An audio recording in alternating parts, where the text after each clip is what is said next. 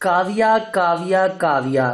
आजकल हर दूसरा बंदा अपने काव्य को लेकर परेशान है। किसी का तो काव्या गर्म नहीं होता, अगर किसी का गर्म होता है तो इतना गर्म हो जाता है कि वो सोल्डिंग को नहीं पकड़ता। अस्सलाम वालेकुम दोस्तों, मेरा नाम है अजीम और आप देख रहे हैं मिस्टर इंजीनियर यूट्यूब चैनल। आज की इस वीडियो में हम आप लोगों को ये बताएंगे कि आप लोगों को किस काम के लिए कौन सा सोल्डरिंग आयरन चूज करना चाहिए। और आप में से बहुत सारे दोस्तों की ये भी रिक्वेस्ट आ रही थी कि यार हमें ये बताएं, हमारा जो सोल्डरिंग आयरन है वो ठीक तरह से काम नहीं कर रहा, वो सोल्डरिंग वायर को ठीक तरह से पिघला नहीं पा रहा, तो इसके लिए हमें कोई टिप्स बताएं। सो आज की इस वीडियो में हम आप लोगों को कंप्लीट गाइड करेंगे कि आपको कौन सा काव्या कौन से काम के लिए इस्तेमाल करना चाहिए और किस तरह से टांके लगाए जाते हैं। बेसिकली ये वीडियो बिगिनर्स के लिए है जो कि इलेक्ट्रॉनिक्स की फील्ड के अंदर नए हैं। सो अगर आप लोग एक्सपर्ट्स हैं तो इस वीडियो को यहाँ पर ही लीव कर सकते हैं। तो दोस्तों चलिए शुरू करते हैं जी। तो दोस्तों सबसे पहले बात कर लेते हैं कि कौन सा काव्या कौन से काम के लिए बेस्ट रहता है। सबसे पहले बात करता हूँ मोबाइल रिपेयरिंग की। जो दोस्त मोबाइल रिपेयरिंग करते हैं उनके लिए तो मैं आप लोगों को ये सजेस्ट करूंगा कि अगर आप मोबाइल रिपेयरिंग या छोटे लेवल की रिपेयरिंग करते हैं तो आप 30 वाट का काव्या यूज करें। किसी भी नस्ल का हो, किसी भी ब्रांड का हो, आप 30 वाट का काव्या या मैक्सिमम 40 वाट का काव्या यूज कर सकते हैं। अगर तो आप टीवी रिपेयरिंग या बड़े बड़े इलेक्ट्रॉनिक्स के टांके वगैरह या बड़े बड़े पुर्जा जात को उतारना चाहते हैं, लगाना चाहते हैं या रिपेयरिंग करना चाहते हैं तो उसके लिए मैं आप लोगों को 60 वाट का काव्या सजेस्ट करूंगा। 60 वाट का जो काव्या है ये बेसिकली जो रिपेयरिंग वाले हजरात होते हैं बहुत ज्यादा इस्तेमाल करते हैं। इसमें बहुत सारे ब्रांड्स आते हैं। ये वोल्डर का है, वोल्डर भी काफी अच्छी कंपनी है। अभी इन सभी काव्यों के रिव्यू आप लोगों को देंगे कि किस तरह से ये काम करते हैं। वैसे नॉर्मली जो यूज हो रहा है मार्केट में वो ये वाला काव्या यूज हो। इसके अलावा अगर बात करें इमरजेंसी वाले काव्य की तो इमरजेंसी में ये 12 वोल्ट वाला काव्या यूज होता है जो कि 12 वोल्ट के ऊपर काम करते हैं और 30 वाट का। इसमें 60 वाट वाला भी आता है, डिफरेंट टाइप्स वाले होते हैं। आप लोग डायरेक्टली इसकी जो एलिगेटर क्लिप्स हैं इनको बैटरी के साथ अटैच करके या 12 वोल्ट के किसी भी सोर्स के साथ अटैच करके अपनी इमरजेंसी में किसी भी चीज को टांका लगा सकते हैं। सो दोस्तों अभी हम इन सभी काव्यों को खोल लेते हैं और आप लोगों को सभी का रिव्यू देते हैं कि कौन सा बेस्ट और कौन सा किस काम के लिए ज्यादा बेहतर है। सो दोस्तों अभी हम इन सभी काव्यों को खोल लेते हैं और सभी को हम 220 वोल्ट के साथ लगाकर आप लोगों को चेक करवाएंगे कि कौन सा काव्या बेटर है। और इसके अलावा आप लोगों को ये भी बताएंगे कि जब आप लोग सोल्डिंग करते हैं और जो मसले मसाइल आते हैं उनके सभी सवालों के जवाब भी आप लोगों को इसी वीडियो में देंगे। सो आप दोस्तों से यही गुजारिश है कि वीडियो को लास्ट तक जरूर देखिएगा और स्किप मत कीजिएगा। वेल जी दोस्तों सबसे पहले तो बात कर लेते हैं इन काव्यों की ओवरऑल लुक की। यहाँ पर ये मैं वोल्डर कंपनी का काव्या इसलिए आप लोगों को दिखा रहा हूँ क्योंकि ये काफी बेटर कंपनी है और इसके अंदर इंडिकेशन एलईडी भी है। अगर आप इसे 220 वोल्ट के साथ लगाएंगे तो ये आप लोग को इंडिकेशन देगी कि आप लोगों का काव्या चल रहा है या बंद है। दूसरे नंबर पर ये 30 वाट का काव्या है, आप लोगों के बिल्कुल सामने है, हर चीज ओके है। इसके ऊपर इधर लिखा भी हुआ है 220 वोल्ट 50 हर्ट्ज। इसका मॉडल नंबर है SE930। वोल्डर एक काफी अच्छी कंपनी है। इसके अलावा ये है इन वोल्डर का 40 वाट का काव्या, सेम टू सेम वही चीजें हैं। इसका मॉडल नंबर 940 है। तीसरे नंबर पर आ जाता है वोल्डर का 60 वाट वाला काव्या जो कि ये भी काफी अच्छा काम करता है। अगर आप हाई लेवल सोल्डिंग करना चाहते हैं, मतलब अगर आप लोग चाहते हैं कि मैं स्पीड के साथ टांके लगाऊं तो फिर आप 60 वाट वाला काव्या यूज करें। ये वाला काव्या नॉर्मली मार्केट से भी इजीली मिल जाता है, आप लोग देख सकते हैं। ये चाइना का काव्या इसे हम बोलते हैं। ये भी 60 वाट का है, आप लोग इसकी ओवरऑल लुक देख सकते हैं। और लास्ट के ऊपर हमारे पास आ जाता है DC 12 वोल्ट वाला काव्या। ये भी वोल्डर कंपनी का है, काफी अच्छा काव्या है। काव्य तकरीबन सभी ही चाइना से बन के आ रहे हैं। ये मैटर नहीं करता कि आप कौन सा काव्या यूज करें, बल्कि ये मैटर करता है कि आप उसे इस्तेमाल किस तरह से करते हैं। उससे इस्तेमाल करने में कुछ एहतियाती तदाबीर होती हैं जिनको आपको अपनाना होता है। सो आज की इस वीडियो में हम वही आपको बताएंगे। अगर आप में से कोई दोस्त इनमें से किसी भी काव्य को खरीदना चाहता है तो मैं डिस्क्रिप्शन में लिंक दे दूंगा, आप वहां से इसे खरीद सकते हैं। वेल जी दोस्तों हमने सभी काव्यों के स्विच को लगा दिया। आप लोग यहाँ पर देख सकते हैं ये पहले वाला DC वाला काव्य, इसको 12 वोल्ट के साथ कनेक्ट कर दिया। ये चाइना वाला 220 वोल्ट वाला हल्का हल्का धुआं निकल रहा है। जब भी आप किसी नए काव्य को लगाते हैं, खासतौर पर इस टाइप के काव्य को, तो उसके अंदर से थोड़ा सा धुआं निकलता है। उसकी टेंशन लेने की जरूरत नहीं है। इसके बाद ये वोल्डर के हैं, आप लोग यहाँ पर इसकी इंडिकेशन एलईडीज देख सकते हैं कि इंडिकेशन एलईडीज ग्लो कर रही हैं। इतना ये हीटअप होते हैं तो आप लोगों को बताते हैं कि सोल्डिंग करते वक्त किन किन चीजों का आपको ख्याल करना चाहिए। देखिए सबसे पहले तो आपके पास वो पार्ट्स कंप्लीट होने चाहिए। काव्य के बाद आपके पास ब्रोजा या पेस्ट होनी चाहिए। मगर मैं आप लोगों को ये सजेस्ट करूंगा कि अगर आप अपने काव्य को लॉन्ग लाइफ यूज करना चाहते हैं तो आप ब्रोजे का इस्तेमाल करें। अब बात आती है ब्रोजे की कि ब्रोजा कहाँ से मिलता है। किसी भी पंसारी की दुकान से आप इसे ले सकते हैं या फिर आप किसी भी हार्डवेयर की शॉप के ऊपर जाएंगे तो वहां से आपको ये ब्रोजा मिल जाएगा। ये कुछ इस तरह का होता है देखने में। इसका बेसिकली काम ये होता है, एक तो ये टांका लगाने में बड़ा कारआमद होता है और दूसरा टांका उतारने में भी बड़ा कारआमद होता है।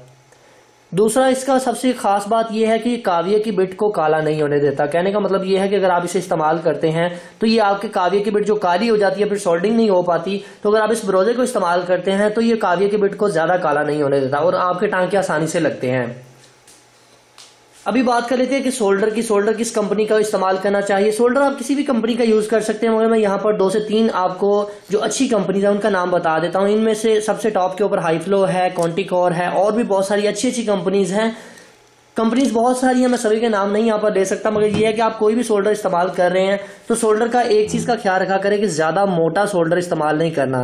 नॉर्मली जो बारीक साइज का सोल्डर होता है वो बेस्ट होता है, क्योंकि उसके अंदर ही फ्लक्स डाला गया होता है जो कि पिघलने में भी बड़ा कारआमद होता है और टांका भी उससे अच्छी खासी शाइनिंग आती है। अभी आप लोग यहाँ पर देख सकते हैं कि हमारे काव्य जो है वो गर्म होना शुरू हो चुके हैं। ये भी काफी अच्छी हीट पकड़ चुका है। इसके अलावा ये भी है जनाब, ये भी ठीक तरह से गर्म हो चुका है। इसके बाद ये हमारा डीसी वाला भी बिल्कुल ठीक तरह से चल रहा है। अभी देखिए, जब भी आपने काव्य नया लेके आना है, उसको इंस्टॉल करना है, उसको चलाना है, तो सबसे पहले उसकी बिट के ऊपर आपने सोल्डर लगाना है। ब्रोजा चाहे थोड़ा सा लगा ले, उसके बाद आपने उसके ऊपर थोड़ा सा सोल्डर लगाना है ताकि उसकी बिट काली ना हो।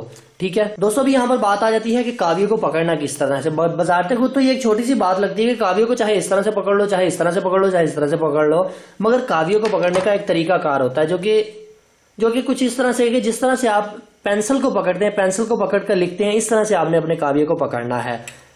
और एक चीज का ख्याल रखें कि कभी भी अपने काव्य के साथ आपने जोर आजमाई नहीं करनी। मेरे कहने का मतलब यह है कि अगर आप किसी जगह पर टांका लगा रहे हैं तो इस तरह से दबा कर नहीं रखना। जब आप दबाएंगे तो आपका काव्य जल्दी खराब हो जाता है। सो यहाँ पर आप देखिएगा कि मैं इसके ऊपर पहले एक आराम से रखूंगा, उसके ऊपर मैं सोल्डर लगाऊंगा तो ऑटोमेटिकली जो इसके नीचे टांका है वो खुद ब खुद ही पिघलना शुरू हो जाएगा। अभी हम यहाँ पर किसी चीज को रिमूव कर लेते हैं। इसके अंदर से मैं इस कैपेसिटर को रिमूव करना चाहता हूँ, तो मैं उसके ऊपर थोड़ा सा सोल्डर लगाऊंगा और इधर इस तरह से उतार दूंगा। दूसरी पिन के ऊपर भी इसी तरह से थोड़ा सा सोल्डर लगाऊंगा और इस तरह से उतार दूंगा। जब हम इसके ऊपर सोल्डर लगाएंगे तो ये आसानी से उतर सकता है। अभी मैं इसकी एक पिन को इस तरह से काव्य लगा के रखता हूं और नीचे से इसके कंपोनेंट को खींचता हूं, तो एक लेग इसकी बाहर आ चुकी है। जब मैं इस दूसरी लेग के ऊपर इस तरह से लगाता हूं तो आप लोग यहाँ पर देख सकते हैं कि हमने बड़ी ही आसानी से अपने इस कंपोनेंट को बाहर निकाल दिया है। जोर आजमाई नहीं करनी और बड़े ही प्यार के साथ आप इससे टांके लगा सकते हैं और टांके उतार सकते हैं। अब यहाँ पर देखें कि इसके ऊपर एक्स्ट्रा शोल्डर आ चुका है। एक्स्ट्रा शोल्डर उतारने के लिए आप तो इस तरह से कर सकते हैं, या इसके लिए आप इसको ब्रोजे के अंदर थोड़ा सा भिगोएं कि ज्यादा देर नहीं रखना।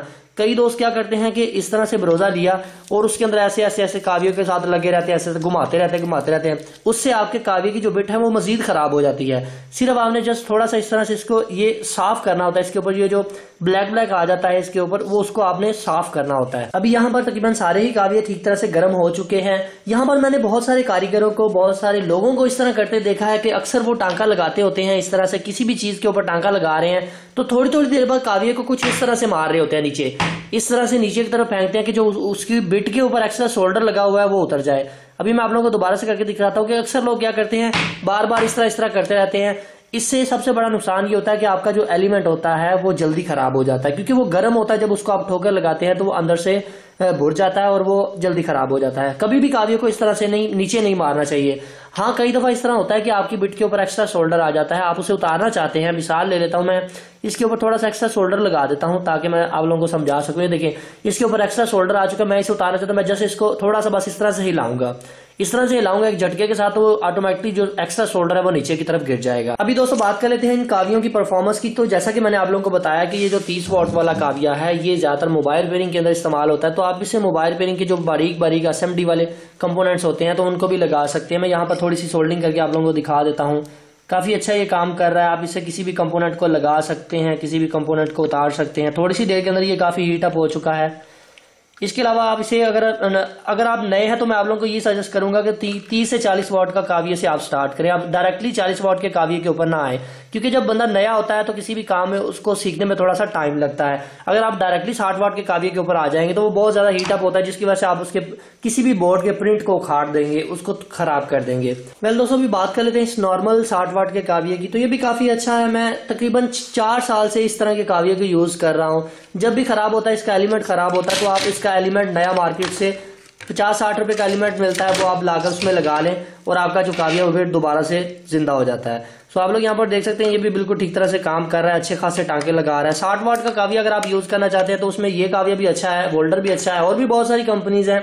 अभी दोस्तों बात कर लेते हैं इस डीसी वाले काव्य की। डीसी वाला काव्य इमरजेंसी में इस्तेमाल किया जाता है। इमरजेंसी से मुराद की जब आपके पास इलेक्ट्रिसिटी ना हो तब आप इसका यूज कर सकते हैं। अभी दोस्तों ये तो बात होगी कि किस तरह से आप इसके ऊपर टांका लगा सकते हैं, किसी भी कंपोनेंट को हाथ की मदद से उतार सकते हैं। अभी बात करते हैं कि अगर आप लोग किसी भी कंपोनेंट्स को निकालना चाहते हैं तो उसके लिए दूसरी डिवाइस है हमारे पास, शक्कर। इस शक्कर की मदद से आप किसी भी कंपोनेंट के ऊपर जो शोल्डर एक्स्ट्रा शोल्डर है उसको आप उतार सकते हैं। इसका काम यह है कि इसने आपके जो किसी भी पार्ट्स के ऊपर अगर आप एक्स्ट्रा सोल्डर लगा चुके हैं या किसी भी पार्ट्स को निकालना चाहते हैं तो आप इसकी मदद से उसे बाहर निकाल सकते हैं।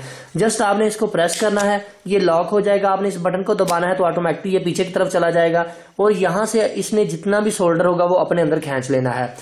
अभी मैं आप लोगों को करके दिखाता हूं कि किस तरह से ये काम करता है। मिसाल ले लेते हैं, मैं यहाँ से इस एक ब्रिज रेक्टिफायर को उतारना चाहता हूं, तो ब्रिज रेक्टिफायर को उतारने के लिए थोड़ा सा मैं इसके ऊपर थोड़ा सा ये ब्रोजा लगा दूंगा ताकि ये जल्दी से उसको पिघला दे। इसके बाद मैं इस पंप को इस तरह से एक्टिव करूंगा। एक्टिव करने के बाद मैं यहाँ पर उसके ऊपर थोड़ी सी देर लगा कर रखूंगा काविया और इसके बाद ये हमारा गया। ठीक है, जब आप लोग इससे अपने शक्कर को खींच ले तो इसको थोड़ा सा मजीद प्रेस करेंगे तो ताकि जो एक्स्ट्रा सोल्डर इसकी बिट के अंदर आ गया वो बाहर आ जाए, जो इसकी नॉब के अंदर आ जाता है। सो मैं इसी तरह से जरा इसको उतार लेता हूं आपके सामने। ठीक है जी दोस्तों, आप लोग यहाँ पर देख सकते हैं कि हमने इसके ऊपर जो एक्स्ट्रा सोल्डर लगा हुआ था उसको उतार लिया। तो मैं अब इसको कंपोनेंट को नीचे से आराम से खींच सकता हूँ। इस तरह से आप किसी भी कंपोनेंट को इस शक्कर की मदद से उतार भी सकते हैं। दोस्तों भी बात कर लेते हैं कि कुछ दोस्त ये कहते हैं यार हम काविया इस्तेमाल करते हैं तो उसकी बिट कुछ इस तरह से काली हो जाती है। मैंने आपके सामने इस तरह से बिट को काला करके आप लोगों को दिखाया है ताकि मैं आपको इसका सोल्यूशन बता सकूं। तो इसका सबसे पहला सोल्यूशन तो ये है कि ब्रोजे की मदद से आप इसको साफ करें और इसके ऊपर थोड़ा सा सोल्डर लगाएं तो आप लोग यहाँ पर देख सकते हैं कि इसकी बिट बिल्कुल साफ हो जाती है। दूसरी बात यह है कि अक्सरियत में कुछ काविये इस तरह के होते हैं कि जिनके ऊपर से एक काला काला इसके ऊपर जंग सा आ जाता है। इसको रिमूव करने का तरीका यह है कि अगर आपके काविये की बिट ज्यादा अंदर की तरफ गई हो तब ये इस तरह का आ जाता है। तो उसका सोल्यूशन ये है कि अपने काविये की बिट को तकरीबन 1 इंच तक बाहर रखें, फिर वो ज्यादा काली नहीं होगी। अभी आप ये देख सकते हैं यहाँ पर ये भी काली हो चुकी है। अगर मैं इसके ऊपर सोल्डर लगाता हूँ अभी तो आराम से लग रहा है। कुछ काविये होते हैं जिनके ऊपर हम सोल्डर लगाते हैं तो वो पकड़ने का नाम ही नहीं लेते। ये जिस तरह से ये देखें कि अगर मैं इसके ऊपर लगा रहा हूँ तो यहाँ पर फ्रंट के ऊपर ये ठीक तरह से नहीं लग रहा। अभी इसका सोल्यूशन ये है कि आपने इसके ऊपर रेती नहीं लगानी। अक्सर दोस्त क्या करते हैं इसके ऊपर रेती लगा देते हैं। रेती लगाने से मसला ये होता है कि आपके जो काविये के ऊपर जो कोडिंग की होती है वो उतर जाती है, जिसकी वजह से वो ठीक तरह से काम करना छोड़ जाता है। अब इसका सोल्यूशन ये है कि आप अपना पेपर कटर लें, पेपर कटर की मदद से आप इसे बड़े ही आराम से इस तरह से उतार दें। इसके ऊपर ये जो ब्लैक ब्लैक कलर आपको नजर आ रहा है ये एक्स्ट्रा सोल्डर होने की वजह से होता है। आप जब इसे ब्रोजे में डुबोएंगे और इसके ऊपर थोड़ा सा पेपर कटर लगाएंगे इस तरह से तो आप लोग यहाँ पर देख सकते हैं कि कितनी इसके अंदर शाइनिंग आनी शुरू हो जाती है। सो इस तरह से आप अपने किसी भी काविये की बिट को साफ कर सकते हैं। बस एक चीज का ख्याल रखिए कि कभी भी अपने काविये को रेती मत लगाएं। सो दोस्तों ये तो था हमारे इन कावियों का रिव्यू। इन कावियों को इस्तेमाल करते हुए आप बड़ी ही आसानी से सोल्डिंग कर सकते हैं। बात यह है प्रैक्टिस मेक्स मैन परफेक्ट। आप किसी भी काम को करना चाहते हैं तो उसके लिए आपको बार बार उसकी प्रैक्टिस करनी पड़ेगी। अब एक ही दिन में आपको ये सारा काम नहीं आ जाएगा, मुसलसल आपको इसके ऊपर टाइम लगाना पड़ेगा। मुसलसल आप अपनी गलतियां करेंगे, अपनी गलतियों से सीखेंगे तो फिर आपको जाकर इसकी समझ आएगी। सो फाइनली दोस्तों आज की वीडियो यहीं तक थी। उम्मीद करते हैं आप लोगों को पसंद आई है। अगर आप लोगों को आज की वीडियो पसंद आई है तो काइंडली वीडियो को लाइक जरूर कर दीजिएगा और अपने दोस्तों के साथ शेयर कर दीजिएगा। अपना बहुत सा ख्याल रखिएगा, अपनी दुआ में याद रखिएगा। अल्लाह हाफिज। पाकिस्तान जिंदाबाद।